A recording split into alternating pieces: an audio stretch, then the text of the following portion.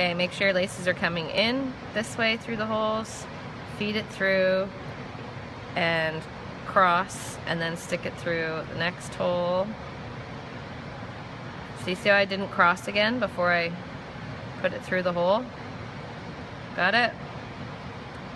And then feed it underneath again.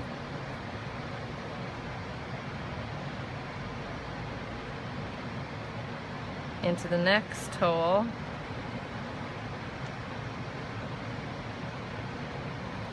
Okay, so when you guys do it like that, it's gonna lock at the bottom and it's gonna lock at the top once you've pulled out all the slack.